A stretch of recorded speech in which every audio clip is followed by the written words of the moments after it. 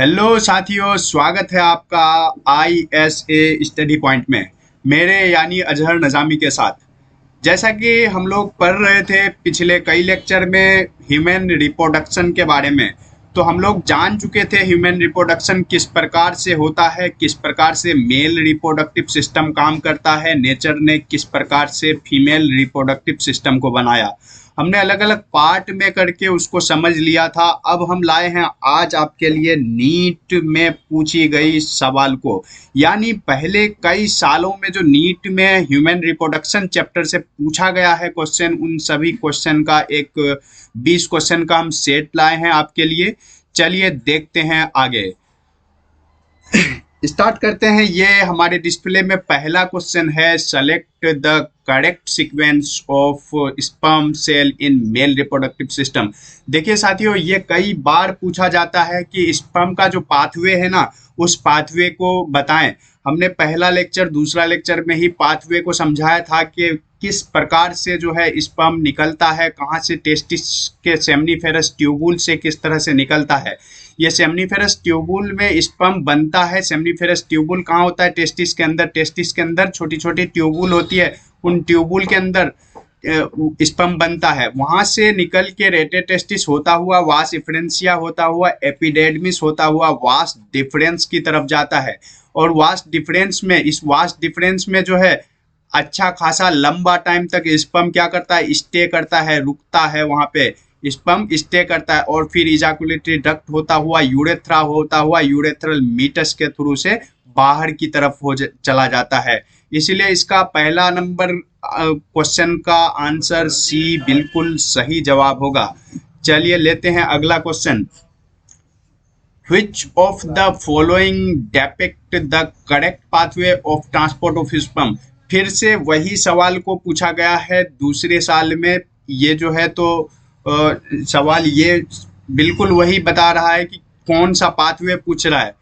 देखिए स्पर्म जो बनता है तो कहाँ पे बनता है? सेमनीफेरस ट्यूबुल में। वहां से रेटेटेस्टिस वास इफरेंसिया यानी इफरेंट डक्टुलस इसको लिखा है इन्होंने, वास इफरेंसिया एक ही नाम है।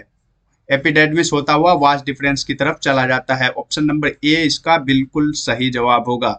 अगला लेते हैं। The share terminal duct of reproductive and urinary system in the human male. देखिए कॉमन डक्ट पूछ रहा है। देखिए कॉमन डक्ट पूछ रहा है किसका? रिप्रोडक्टिव और यूरिनरी, रिप्रोडक्टिव और यूरिनरी सिस्टम का कॉमन डक्ट पूछ रहा है। देखिए रिप्रोडक्टिव और यूरिनरी सिस्टम जो आके मिल रहा था, यानी स्पर्म आके और उधर से यूरिन की जो पाइप थी वो आके मिल रही थी, कहाँ पे? यूरेथ्रा में। तो ये यूरेथ्रा इसका बिल्कुल सही जवाब हो जाएगा। अगला लेते हैं क्वेश्चन नंबर 4। द लेडिक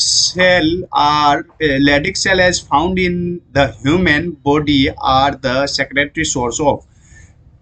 देखिए क्वेश्चन नंबर 4 जो पूछ रहा है कि लेडिक सेल जो है क्या सेक्रेट करता है। सिंपल सवाल ये है कि लेडिक सेल क्या सेक्रेट करता है। तो लेडिक सेल, जैसा कि हम लोग पढ़ रहे थे कि लेडिक सेल जो है ना एंड्रोजन सेक्रेट करता है। क्या करता है? एंड्रोजन सेक्रेट करता है। एंड्रोजन सेक्रेट करता है। एंड्रोजन सेक्रेट करके ये क्या करता है?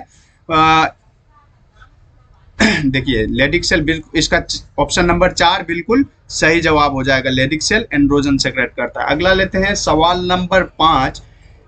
If for some reason the vas efferentia in the human reproductive system get blocked। अच्छा, vas efferentia ब्लॉक्ड हो जा रहा है किसी कारण से। vas efferentia ब्लॉक हो जा रहा है साथियों किसी कारणवश। the gamete will not be transport form। देखिए गैमिट कहाँ से कहाँ नहीं जा पाएगा। देखिए टेस्टिस टू एपिडेडमिस। देखिए vas efferentia ब्लॉक हो गया, vas efferentia ब्लॉक हो गया, तो क्या टेस्टिस से एपिडेडमिस की तरफ गैमिट जा पाएगा? यानी स्पर्म जा पाएगा टेस्टिस से एपिडेडमिस की तरफ? नहीं जा पाएगा। यही सवाल पूछ रहा है। ऑप्शन नंबर ए बिल्कुल सही जवाब हो जाएगा। अगला लेते हैं सवाल number 6।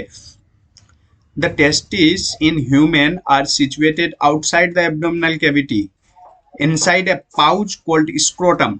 The purpose served is for. देखिए टेस्टिस जो होती है आउटसाइड द एब्डोमिनल कैविटी, यानी टेस्टिस जो होती है बॉडी के एब्डोमिनल कैविटी के बाहर होती है, एक छोटी सी पैकेट यानी स्क्रोटम के अंदर होती है। टेस्टिस जो है एक छोटी सी पैकेट स्क्रोटम के अंदर होती है।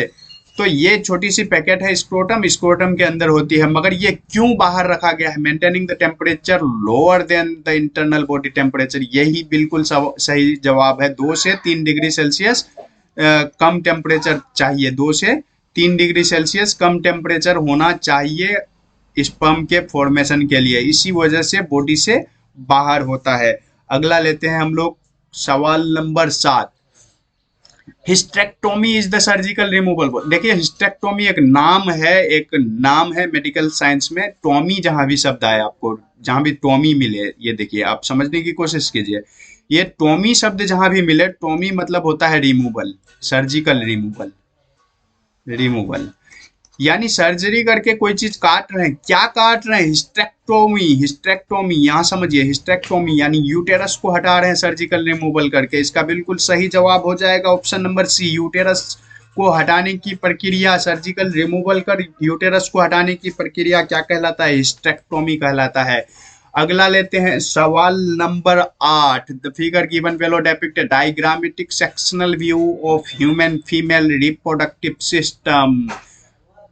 Which set of 3 part out of 1 to 5 have been correctly identified? देखिए आइडेंटिफाई करना है इन पार्ट को, जैसा हमने पिछले वीडियो में बहुत अच्छे से इन पार्ट्स को समझाया था कि कौन क्या है। ये पहला पार्ट दिख रहा है, जैसे आपको ये इंडोमेट्रियम है, इनर लेयर है, ये आउटर लेयर है, ये आउटर लेयर है, ये इनर लेयर है। इंडोमेट्रियम के बाद ये मिडिल लेयर होता है पेरीमेट्रियम, या आउटर लेयर होता है, ये मायोमेट्रियम मिडिल लेयर होता है मायोमेट्रियम, ये आउटर लेयर होता है क्या? पेरीमेट्रियम। ये इंडोमेट्रियम, ये पेरीमेट्रियम।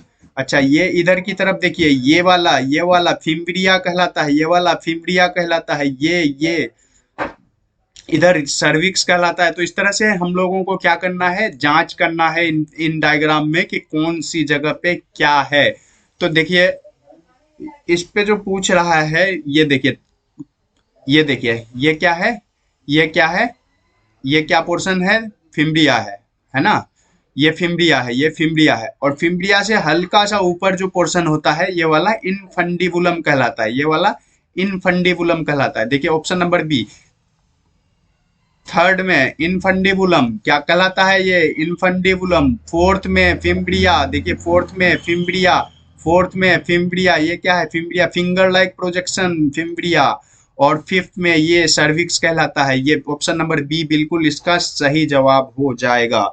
अगला लेते हैं सवाल number 9। The part of Fallopian tube closest to the ovary is.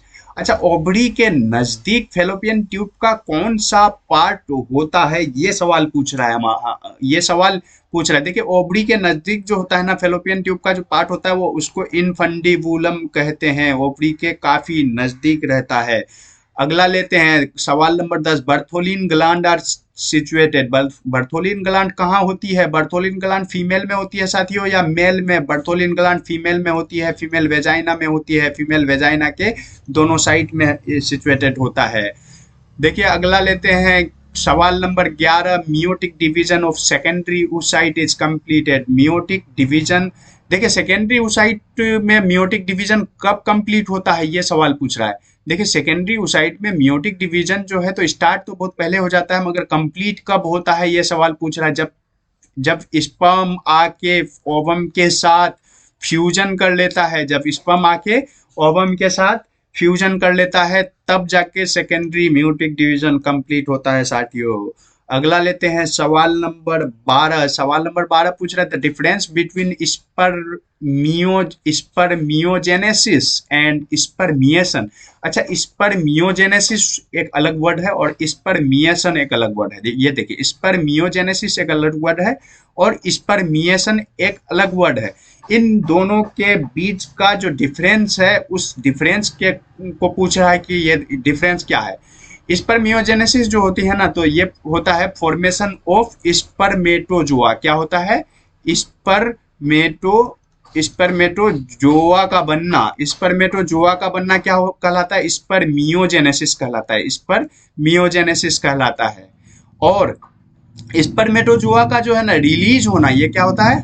Release होना। स्पर्मेटोजोआ का रिलीज होना जो है ना, क्या कहलाता है, स्पर्मिएशन कहलाता है। इसीलिए इसका सही जवाब हो जाएगा option number D, in spermiogenesis spermatozoa क्या होता है, फॉर्म्ड होता है, बनता है, spermatozoa formed, while in spermiation spermatozoa release from Sertoli cell, spermatozoa release from Sertoli cell in the cavity of seminiferous tubule. इसीलिए ऑप्शन नंबर डी बिल्कुल सही जवाब हो जाएगा। अगला लेते हैं, Which of the following layer in an antral follicle is acellular? अच्छा, कौन सा लेयर जो है ना एसेलुलर होता है एंट्रल फॉलिकल में, ये पूछ रहा है सवाल। इसका जो है बिल्कुल सही जवाब होगा जोना पेलासुडा, यानी ऑप्शन नंबर बी, जोना पेलासुडा में जो है ये एसेलुलर होता है। अगला लेते हैं सवाल number 14, which of the following cell during gametogenesis is normally diploid. अच्छा, डिप्लॉइड कौन होता है, डिप्लॉइड का मतलब 2n, जैसे हमने पढ़ा था डिप्लॉइड, हमने डायग्राम लेकर के समझा था पिछले लेक्चर में, उसका मैं लिंक दे रहा हूँ नीचे डिस्क्रिप्शन में, आप लोग चाहें तो जाके देख सकते हैं। वहाँ पे पूरी तरह से डिटेल तरीके से हमने बताया था कि कौन कौन डिप्लॉइड होता है और कौन कौन हेप्लॉइड होता है, और डिप्लॉइड क्यों होता है और हेप्लॉइड क्यों होता है, और फिर हेप्लॉइड मिलकर किस प्रकार डिप्लॉइड बॉडी बनाता है। तो चलिए देखते हैं, ये 14 का सवाल नंबर 14 का स्पर्मेटोगोनिया जो होता है ना, ये होता है डिप्लॉइड, 2n होता है, ये डिप्लॉइड होता है, स्पर्मेटोगोनिया बिल्कुल सही जवाब हो जाएगा। अगला लेते हैं, what is the correct sequence of sperm formation. फिर से वही स्पर्म फॉर्मेशन का सीक्वेंस पूछ रहा है यहाँ पे साथियों। ये जो है सवाल नंबर 15 फिर से स्पर्म फॉर्मेशन का सीक्वेंस पूछ रहा है, और वो पूछ रहा है कि कैसे, किस सीक्वेंस में बनता है। देखिए, स्पर्मेटोगोनिया स्पर्म मदर सेल यानी स्पर्मेटोगोनिया से तो स्टार्ट होता है, ये वाला ऑप्शन नंबर सी नहीं हो पाएगा, स्पर्मेटोगोनिया से स्टार्ट होता है, ये ठीक है। स्पर्मेटोगोनिया से क्या बनता है, स्पर्मेटोसाइट बनता है साथियों, स्पर्मेटोगोनिया से स्पर्मेटोसाइट बनता है, स्पर्मेटोगोनिया से स्पर्मेटोसाइट बनता है, और स्पर्मेटोसाइट से फिर स्पर्मेटिड बनता है, स्पर्मेटिड से फिर स्पर्मेटोजोआ बनता है, स्पर्मेटिड से स्पर्मेटोजोआ बनता है, यानी ऑप्शन नंबर बी बिल्कुल सही जवाब हो जाएगा। अगला लेते हैं, ये देखिए कुछ ये डायग्राम दिया हुआ है एक, ये डायग्राम में हमें क्या निकालना है कि कौन सा पार्ट क्या चीज सेक्रेट करता है। The figure show a section of human ovary, select the option which gives a correct identification of either A और बी विथ फंक्शन और कैरेक्टरिस्टिक्स। देखिए ये ए जो है तो ये क्या है, ओवम के ऊपर जो है ना, ओवम के ऊपर ये फॉलिकल इस तरह से डेवलप हो रहा है, और ये बी पोर्शन है, ये दोनों बी पोर्शन है। ये क्या है, ये कॉर्पस ल्यूटियम है क्या साथियों, ये कॉर्पस ल्यूटियम है। यहाँ पे ओव्यूलेशन हो गया था, यहाँ पे ओव्यूलेशन हो गया था, यहाँ पे ओव्यूलेशन हो गया था। ओव्यूलेशन होने के बाद ये पोर्शन जो है किस में चेंज हुआ, किस में तब्दील हुआ, कॉर्पस ल्यूटियम में, और इस तरह से ये कॉर्पस ल्यूटियम में चेंज हुआ। तो ये बी जो है कॉर्पस ल्यूटियम है।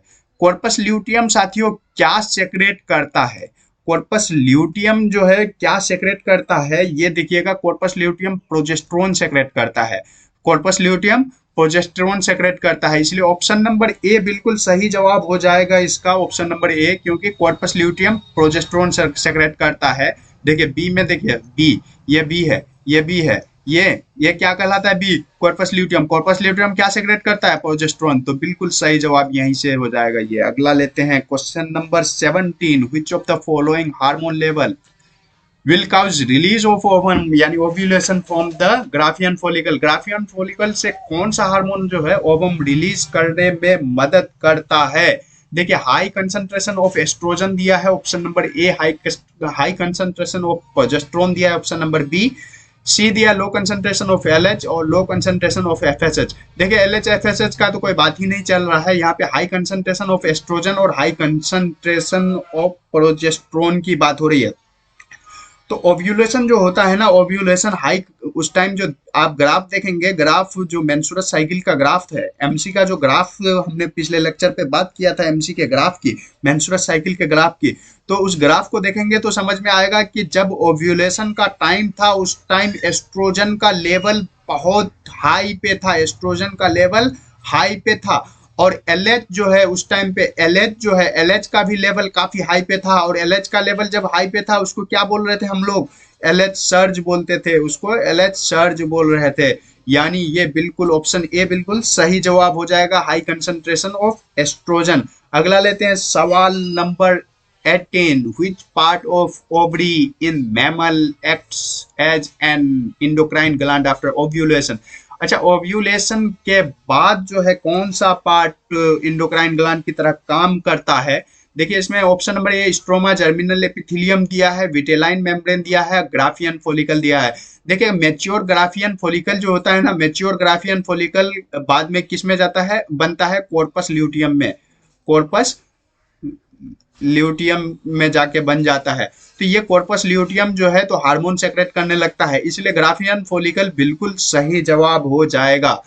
अगला लेते हैं सवाल number 19, after ovulation Graafian follicle regress into, Graafian follicle क्या बनता, देखिए ग्राफियन फॉलिकल क्या बनता है, अभी बात किया, कॉर्पस ल्यूटियम बनता है, कॉर्पस ल्यूटियम बनता है। ये सीधा सीधा सवाल नंबर 19 का सी आंसर चला जाएगा, कॉर्पस ल्यूटियम बनता है। अगला और लास्ट सवाल लेते हैं साथियों, in the fertile human female approximately on which day of menstrual cycle does ovulation takes place? देखिए मेंस्ट्रुअल साइकिल का जो ग्राफ होता है ना वो 28 डेज का होता है। कितना दिन का? 28 डेज का होता है ग्राफ, 28 डेज का होता है, और 1 से लेकर के 4 दिन तक जो है तो क्या कौन सा पीरियड होता है, ये पीरियड होता है, मीन्स होता है, इसमें मीन्स होता है।